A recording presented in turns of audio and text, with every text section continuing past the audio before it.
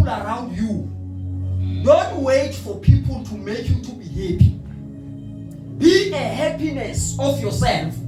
That happiness uzoyishare nabanye abantu. So be your love first before you seek for love. Because if you are not a love, yet you are seeking for love, you think love is another thing, yet is another thing. Many of us now, we are sitting here, we are hurt. Umuntu alandela, sizothutana. You are a liar. Love can never hurt you. Because imagine utando, you are saying is God. God will never ever hurt you. Maybe it is because you don't know really what is love. Hallelujah. Alright, I want another thing now.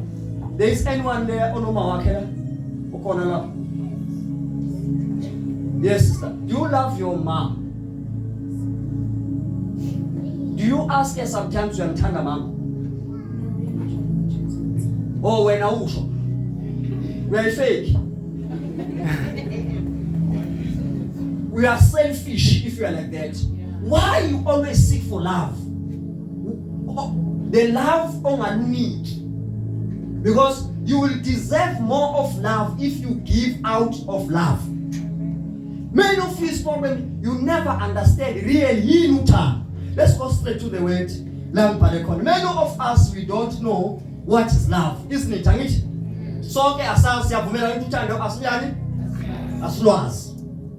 But we are seeking for it. Uthanda silwazi kodwa siyabhizi siyacinga. Nilicinga nize endaweni wrong. Who told you that boyfriend loves you? Really? What told? Is because he's beautiful? Or is it, I don't know whether a man can be beautiful. Or he loves you because you're handsome. Some of these two people call it fake paratway. Hallelujah. And we are seeking for love and we are pursuing it daily basis. Why ulandela uthando ongalwazi? Hallelujah. Hey, every love that is secret can give you pain and disappointment. So uma uthi umuntu uyamthanda, phumela obala. Hayi kodwa usafunda isikole. Wena ngofunda nje ushiwe maths. But fanele uphumele obala uma uthanda umuntu. Yeah. But mina okwamanje angithandi umuntu okwamanje. Zakuchaza, for now. Nina, let the uthanda is a very sensitive thing. Don't wake up with umuntu uyamthanda. Uzongena nyakanyake down the line 5 years 6 years you'll say the same person I'm tired. You'll be complaining news. Hasanthanda. You have to tell it. Love is a seed. So when you uthande uthandwe lungabele saniselo. Alright, can I tell you something? I used to advise people.